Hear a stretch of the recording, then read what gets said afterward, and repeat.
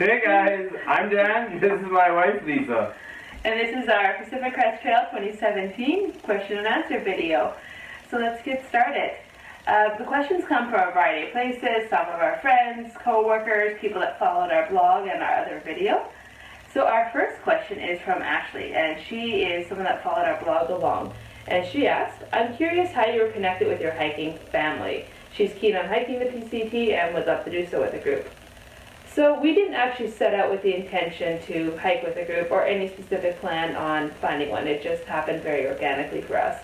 We met a group of individuals around mile 40 at Mount Laguna, and we were all hiking similar pace with similar miles. So we just naturally ended up, almost by mistake, camping together every night and then leapfrogging each other during the day. And then we started making plans to hike together and where we'd camp that night, and next thing you know, we had a little hiking family. It did morph several times. Some people skipped up north when the Sierras hit. Some people skipped some sections. New people joined our group. So it did absolutely change a couple times, but we did have our little hiking family all the way from mile 40 to the Canadian border. And yeah, just for people who are hiking solo, sometimes if you're stressing about, am I going to have a hiker family? Am I going to find people? You'll hike your own pace, and you're going to meet various people that do your own pace every single night and every single day, and you'll leapfrog them and you'll say hello. So that's one way that a lot of people meet each other on trail, and also you'll be camping with various hikers. So you're never really solo out there, so I wouldn't really worry about that. And the hiker family bit, it'll just happen, you'll meet some amazing people with similar personalities as you, and you'll go from there. So I would say just go out, just have fun. So the second question is from Kurt, and he commented on our last video. Were you happy with your start date of April 13th? Would you recommend starting earlier? I enjoyed our start date of April 13th. In regards to the massive crowds and whatnot, there weren't too many people on trail. I would say the beginning portion through the desert, it was congested, but I mean that's when everybody starts within the desert, and you meet a lot of crowds there. But overall, camping at night, like I said before, everybody does their own pace, so you never really congested too much. So in regards to crowds, which was important to me, I didn't find as if we hit a whole lot. So for context first, April 13th is a little bit earlier than the average start date. Most hikers start around April 20th is kind of the big push. So we're a little bit early, but not too badly. We did purposely choose a start date that was a little bit early because we were worried about our pace, and we wanted to be able to take it a little bit slower and easier through the desert. This was our first through hike, and we didn't know what our speed would be like. We ended up actually being able to hike more miles per day than I think we thought we were going to, so we did have to purposely slow it down a little bit and take a few extra zeros that we maybe wouldn't have taken otherwise, so we didn't reach Kennedy Meadows too early. But that being said, we also didn't have a single overuse injury the whole hike, which is, I'd say, a little unusual. And I think that's largely because we did take those first 700 miles a little slower than we naturally would have, and we let our bodies get used to the miles. We did have to take, I think, 2 days though in Dunsmuir because I rolled my ankle twice in one day, so... But not an overuse injury. Not an overuse injury, but, what happens on trail. All right, so this question is from Mike, and he wants to know what our mileage progression was at the start and how long until it settled out and any soreness or discomfort disappeared and you got used to the hiking. So first of all, soreness and discomfort never actually goes away. I thought it would, it never goes away. We started off hiking probably 15 to 18 miles a day for the first 3 weeks, and then we were consistently hiking around 20 miles a day until we reached the Sierras.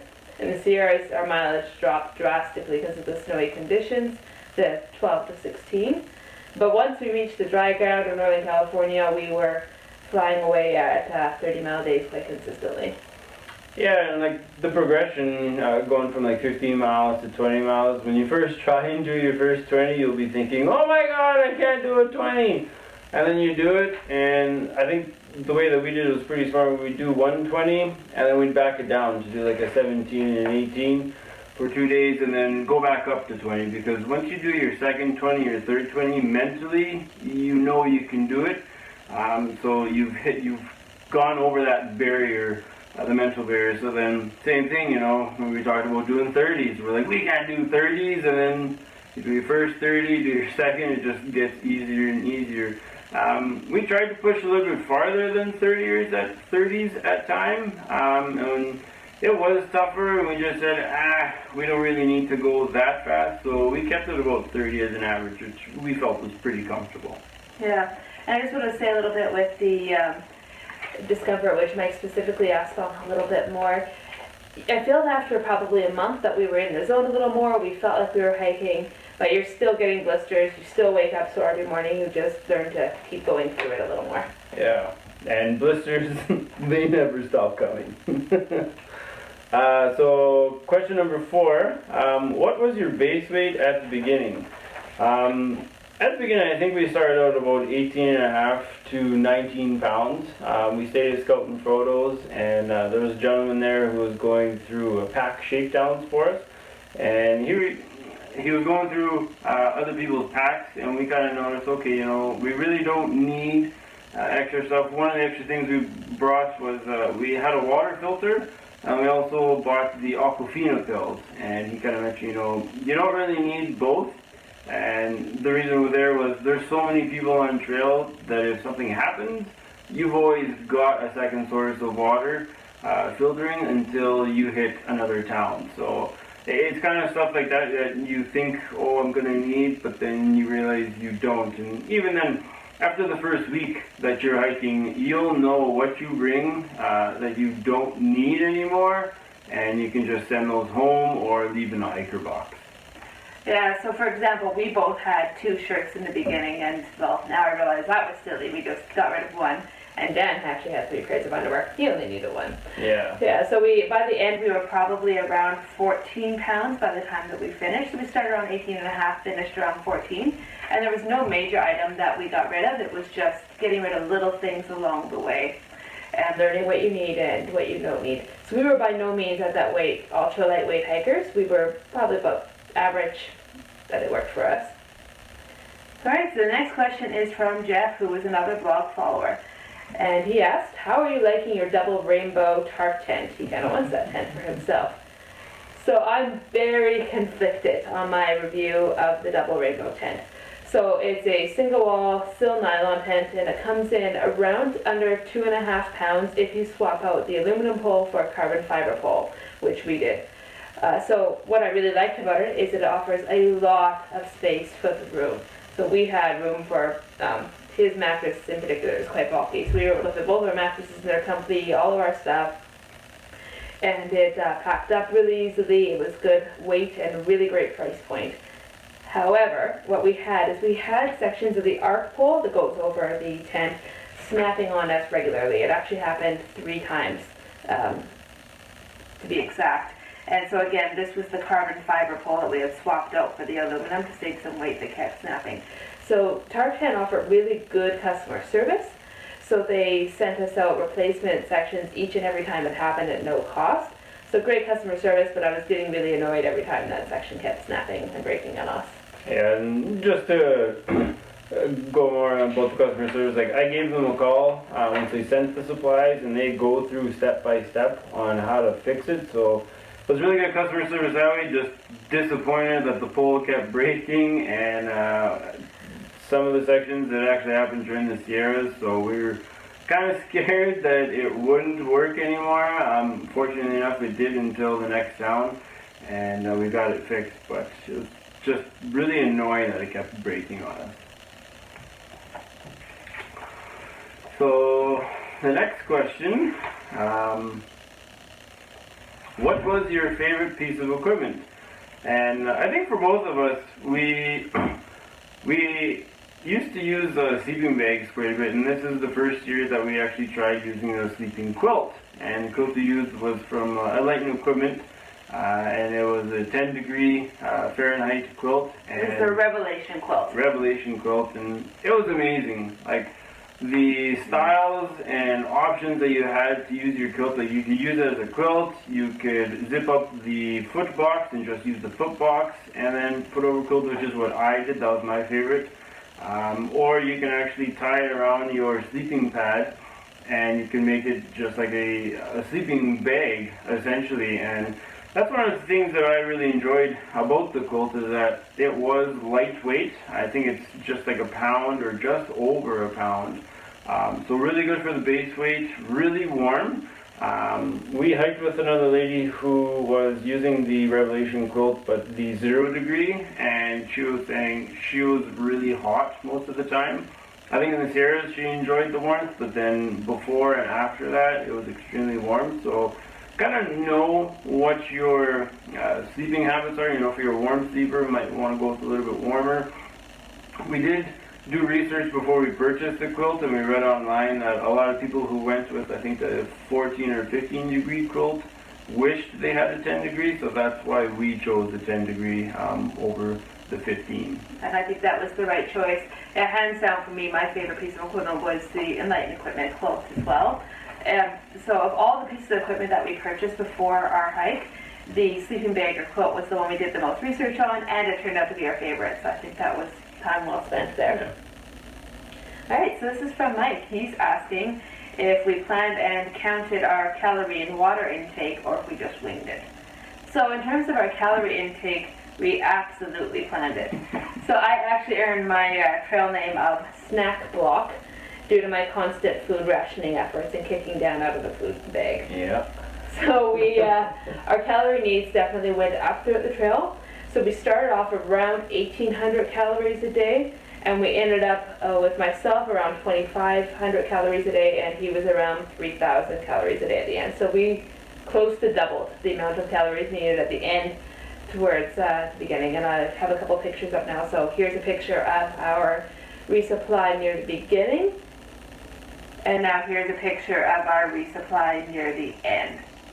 So you can see how much bigger they got as we went along. And no matter how much food you eat, it's never enough. I mean, whenever you go into town, you'll just be stuffing your face because you're so hungry and everything just tastes so good, but you can never eat enough when you're on trail. In regards to the water intake, yeah, we usually banked on I think it was 1 liter per 6 miles. That's what we found worked well with our bodies. Of course, everybody's going to be different. I think we read online before going, and they were saying, 1 liter for every 7 miles, and we found, okay, that was just a little bit too much, so we went 1 per 6. There are some stretches in there that we did. It was a 43-mile stretch, waterless stretch, so we had to carry 7 liters for that one. We had another long stretch where I think it was about 35 miles, and mentally we just said, okay, we're not going to carry 7 liters of water again. So I think we actually carried 4 or 5 liters, and we mentally knew that we had to drink, okay, half a liter per 4 or 5 miles. So we kept our minds in the game of that, and it was easier for us. It was tough because we were so dehydrated during the hike, but if you're mentally ready for it and you don't kind of lose your perspective and you just drink a whole crap load of water, you should be fine. Yeah, so I actually found, and this is a bit unusual, I had a harder time with the water than I did the food. So I felt like I could deal with being hungry. I was hungry a lot, and I didn't like it, but I was okay with it. But a few times I was really rationing my water, I struggled with that harder. I had a hard time sleeping at night sometimes if I was really thirsty. Yeah.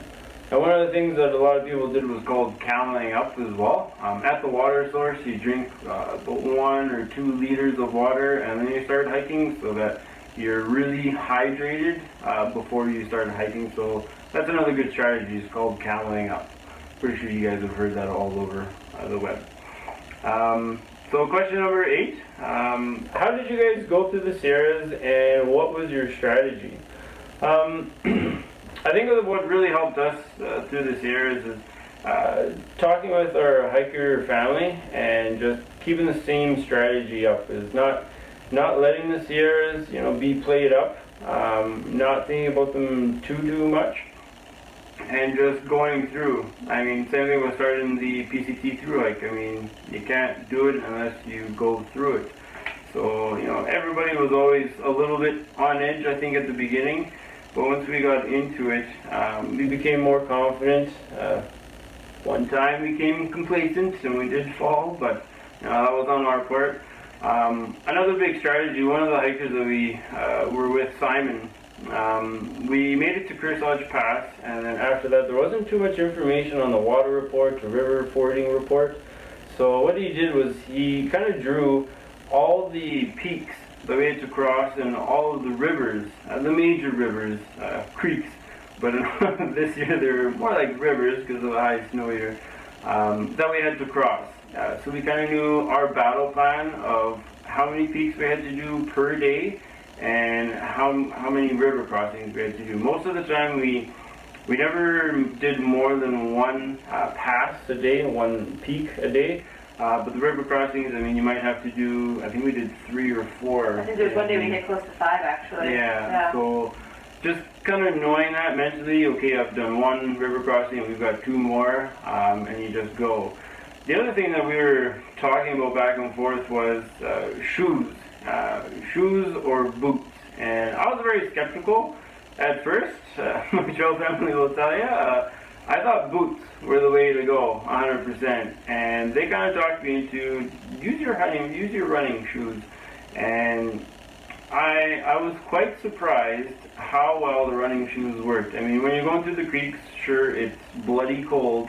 But as soon as you get across it and you just keep hiking, you warm up really quick. I was quite surprised about that. And you want shoes so that they actually air out and dry out. We did do a section with three gentlemen, and one of them did wear boots, and every single time he crossed the river he had to empty out the boot. He got cold, and we're all stopping, because through this areas, another strategy that we did was you always hike with your hiker family, and you're always not arm's length, but I'd say three arm's length from each other. So you're always close, you're always there to support one another, and that really helps as well, just staying as a family. So again, the boots was a big surprise for me. So I don't think I'll ever hike in boots again. It's all shoes for me. So those are some of the strategies that we used. Yeah, so for the context of this question, this was a really high snow year in the Sierras. So it's not normally as bad as it was this year in terms of snow and water. So this was the highest snow year pretty much on record for the Sierras. So we had constant snow for a month, and river crossings, which normally are indicated notes as you're up to your knees, you're just skipping across, were sometimes crotch or a couple times chest height on us. So that's why we had to have a bit of a different strategy than we normally would. And for river crossings, like what we started out to do was we would link arms going across and shuffling side to side. And we weren't really comfortable with that. It didn't work at all. It didn't really work too successfully. But when we were stopped in Mammoth, we saw a video that somebody pointed out that the I formation was very good. And what that is you've got your first person, if you've got 3 people in a row, which we had, the first person in front would be standing in their ready position, so bent knees and poles out in front. The second person would have their poles tucked away in their bag, and they would be holding on to the first person, standing right behind them, and then the third person again, poles are away, and they're holding on to the second person, and you literally all shuffle one at a time going across. We just say 1, 2, 1, 2, and you move over. It's excellent because the first person, he takes all the brunt, which was me, so I got a lot of force of the water, but the people behind me, they didn't even feel a thing. Yeah, and you put your smallest person in the middle, so that was me, and I can attest as being that smaller person in the middle of that I formation sandwich, you hardly feel anything. So poor Dan was taking most of it, but it was nice and easy for me. Yeah, it was very, very successful. So I would recommend doing the I formation whenever you have to cross a major creek or major river. You feel more stable. Yeah. All right, so next question. What was your biggest hiking day? So we did one 53-mile day to Timberline Lodge in Oregon. So this was by no means a typical day for us. We only did this once. So we started at midnight and we finished around 10 p.m. So we wanted to see if we could do a double marathon length day in 24 hours. And we did, but that only happened once. Yeah. Surprisingly, our bodies didn't feel any worse for wear the next day. I thought it was going to be wrecked, but it was fine. Mentally, I was done. I remember talking to one of the guys, Everett. Kept telling him, hey, when are we going to Timberline Lodge for breakfast? I said it 3 times over, and then when I saw him at breakfast, he's like, you're late. I'm like, what? I don't even remember talking to you. So mentally I was wrecked, but the body, it was fine. I mean, your body just gets used to hiking so much. This is from Jerry and Caroline, and pretty much everyone else we've spoken to since coming home. How did you guys spend 6 months without killing each other? So yeah, this has been the most common question we've gotten since we've been home, without a doubt. So, yeah. Nobody really gets mad at Dan, ever. So, I don't know, I tried to be like the comedy relief and just not get too emotionally involved. And a lot of the times during the series, you know, my biggest thing was I really wanted to have a snowball fight. Nobody really else wanted to, but I made it happen no matter what. Some of the guys got frustrated at me, including Lisa, and I kind of keep it going. Another reason why I think Lisa and I didn't kill each other was communication. It is key, especially when you're on trail. I mean, if you're not comfortable with something, or if you've come across an issue, you know, I'm not hiking as fast this time, I need you to slow down with us. For me, it's kind of just, the big part was communication between the both of us.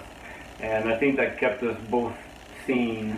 And just not letting anything fester ever. The moment we'd start to get a little annoyed with the other person, just get it out right away, because there's no room to let that happen. You're just in situations every day where that is not okay. We also hike separate a fair bit, with the exception of the Sierras. In the Sierras, that never happened. But what we'd often do is say, all right, we're going to have lunch at this mile, let's meet there. And we just hike one of us a couple miles behind the other. And that gave us alone time, which for me was really important. I like my space. And that it also alleviated our most common fight, which was slightly different hiking speeds. I'd usually only arrive about 10 minutes behind him, so it wasn't that much slower, but it still kept things a lot closer. So yeah, it was, you know, like a couple miles, it is only like 5 or 10 minutes, and as I was mentioning before, you're never really alone, even though you are hiking ahead. So most of the time I think Lisa was hiking behind, and I would be hiking with our hiking family and just keep talking, you know, because I don't really like to hike alone too much. I still like to talk. So yeah. It was just those personal preference. I mean, we did see other couples do that same thing, and it worked out well. Yeah. And again, just different hiking styles. We like to hike with people. I like to hike by myself, so we figured it out. All right, so this one is from Mike, and he's asking if it was tougher physically or mentally. So for me, I'd say mentally. So I went in with some concerns if I'd be able to physically complete the trail. The trail has a huge dropout rate. Completion is somewhere around 20 to 30%, and that dropout rate's for a variety of reasons. So I was worried if I'd be one of those people that didn't get through, and would I be able to do this? But I was really surprised with how quickly my body adapted. So don't get me wrong, I was tired, I was sore, and yes, it was physically challenging, but I didn't find that as bad as I thought it was going to be. So the days where I look back and it really felt like a slog, or I didn't feel like I was hiking very well, it's just because my head wasn't in the game. So it wasn't that my body wasn't able to do it, I just wasn't mentally feeling it that day. So I do think that it was harder mentally. And for me, when I was having those rough days, I had like a special playlist of music that I'd reserved for bad days, or I put on my favorite podcast, and really just distracting yourself really helped there, at least for me. Yeah, and for me it was kind of like the same thing. I'm extremely injury prone, for friends who know me, and I was really skeptical. I thought that for sure I was going to get an injury and go off trail, but it never happened. I was kind of like anticipating it and waiting for it to happen, but it never really did. Like I said before, I rolled my ankle twice in one day. That was the worst of all the injuries.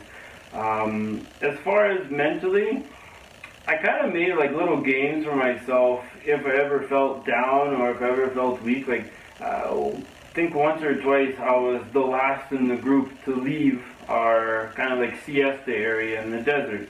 And so what I did was I just kind of made a game where, okay, I'm going to try to catch the first two people that left. And sure enough, I would pass everybody. I'd be almost running past them. And it gave me something to focus on and have fun with if I ever felt like, oh, I'm struggling. So I just kind of made games for myself that way. As far as mentally, can I do this? Can I not do this? That never really played a factor into my mind. I never really let that happen. I just kind of focused on the day-to-day and enjoyed the moment big time. Don't look too far ahead. Don't look too far ahead, yeah, and just be there. Enjoy the weather, enjoy being out there with other people who are doing the exact same thing that you are, and that helps a lot. If you're in Southern California thinking about Washington, you're going to get too far ahead and get intimidated. Another question, did you encounter any dangerous animals, and what was your experience? Well, our best experience was with 2 bears, actually 3 bears. We were hiking near a meadow, and in the distance we saw 2 bears kind of going at it, mating in the meadow. And it was 5 of us, and we just stood there in awe for at least 5 minutes, maybe even 10, and just watching this big black bear going at it with the brown bear.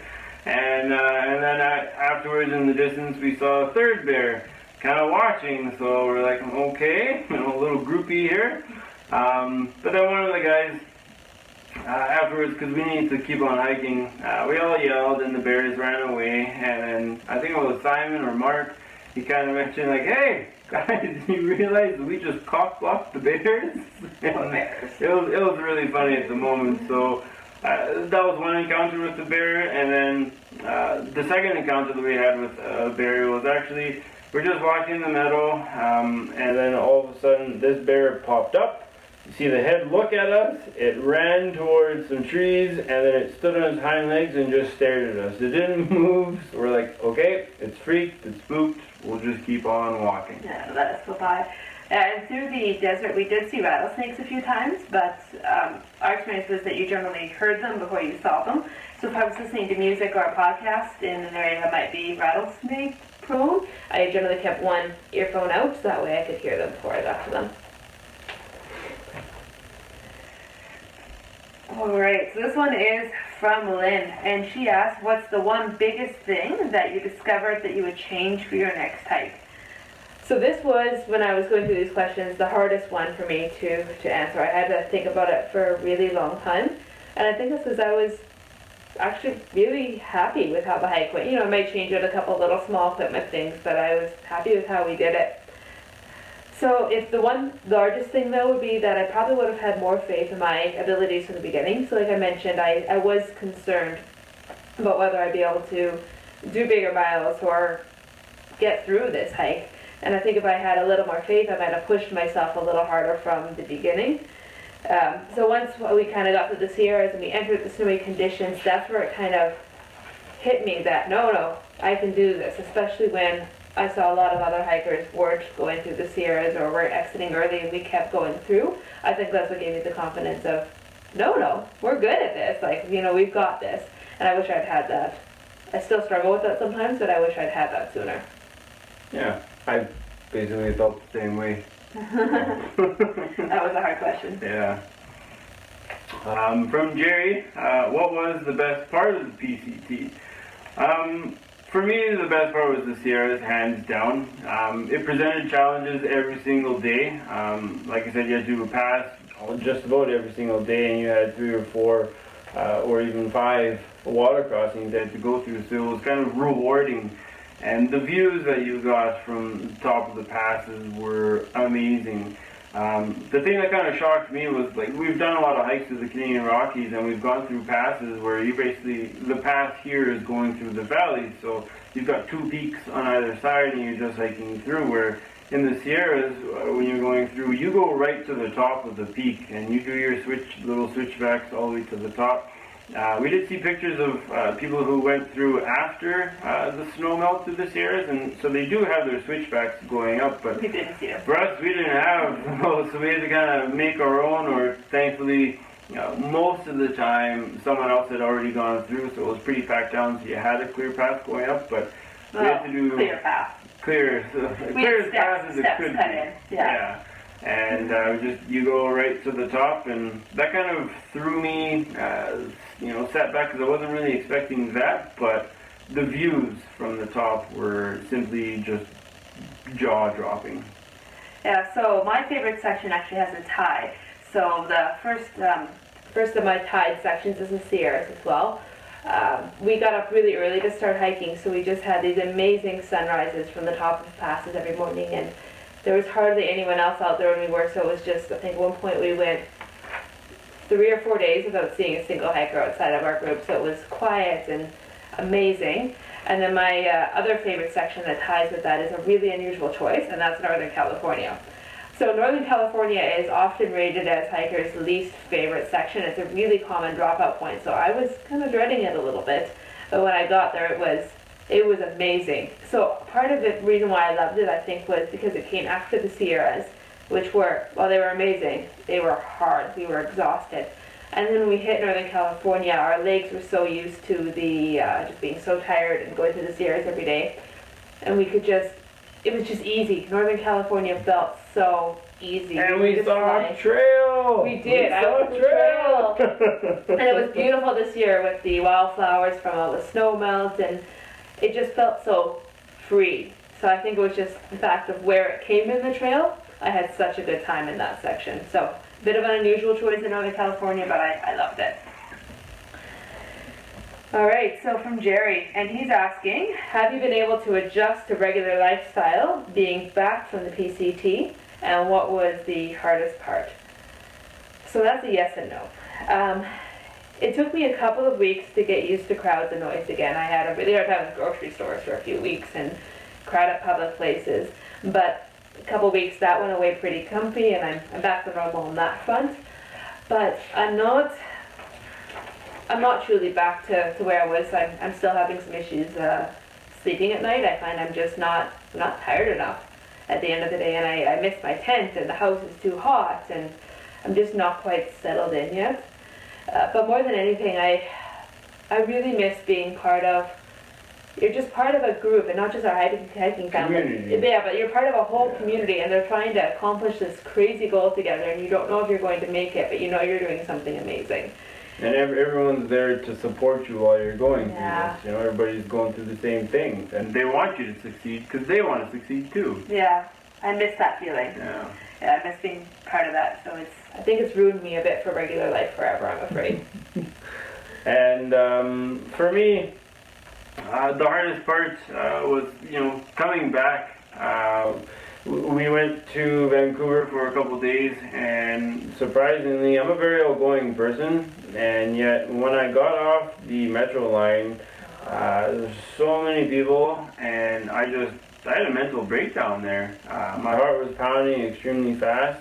My head was spinning and my feet just felt numb. I had to just stand there and kind of tuck my head with Lisa and just not do anything, not move for about 5 minutes because I was just going through a panic attack. And I had one there, and I had another one as well the day before. We were just driving through Vancouver and just seeing so much your brain couldn't really handle it. Overload. And luckily we were with actually friends of ours that we met on trail, and they were doctors, and he said, if that ever happens to you again, if you have a panic attack, kind of look at things in the room or the area and start naming them.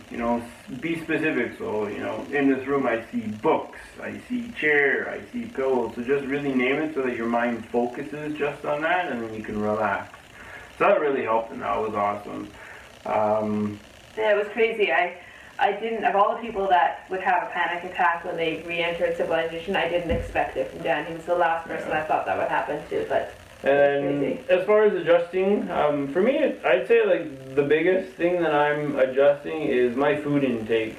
I was quite surprised just how little food you need to actually be very physical.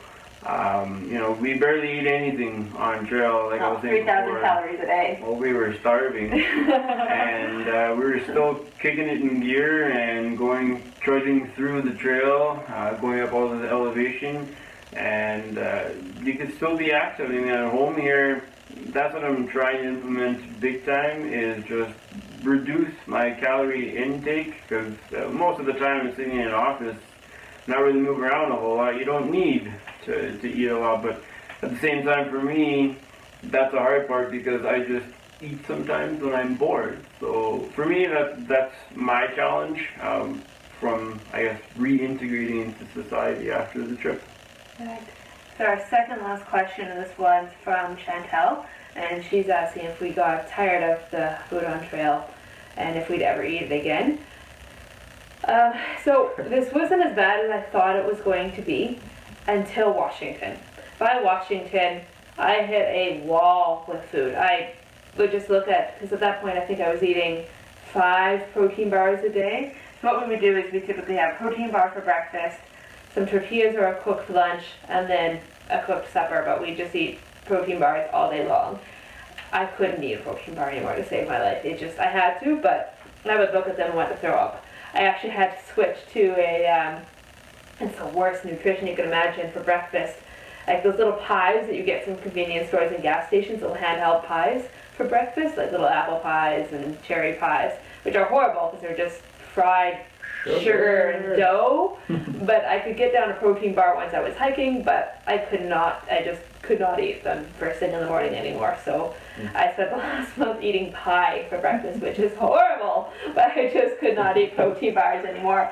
But outside of the protein bars, I was probably okay with the other food. I wasn't loving it at the end. You know, I'd heat up and we ate a lot of pasta, north sides, and ramen! yeah. Oh, I was tired of ramen. You were tired? I loved ramen. Yeah, he was okay with that. I could eat that a long time. Yeah. And I kept pushing for it. You didn't really want to eat it, so it was a struggle at times.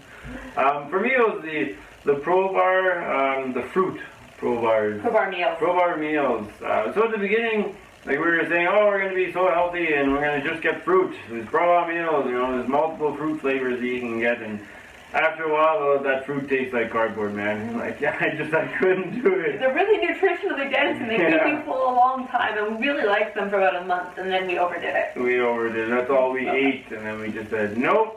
Henry chocolate bars, coffee crisp chocolate bars. I couldn't even eat your chocolate bar in the end. I thought, your Snickers are really high in calories. We were eating some Snickers. I couldn't even. No, I could eat chocolate bars all the time. Yeah, you couldn't. I was so, I don't have much of a sweet tooth, though, but I was tired of Snickers. Alright, is that all of them, or we got one more? Yeah. One last one. Would we do it again? And that's from Mike, and I think just about everybody else that we talked to, and I keep asking myself, why am I answering these questions? I should be out on trail. Yeah, I would do it again in a heartbeat. It was absolutely the best summer of my life, and I'd love to do it again. It was amazing. It was a great experience, so I really enjoyed it. Alright, so that is our final question. So thanks everyone for watching along with us. Yeah, thanks guys. Yeah, and I hope you were able to, if you're hoping on planning your own Pacific Crest Trail in the future, I hope that you were able to get some knowledge and help from this. Yeah, and if we get any more questions, then we'll do the second video and we'll post it, and hopefully it'll answer more of your questions, and you can get out there and enjoy yourself on trail. Right. Okay, take care.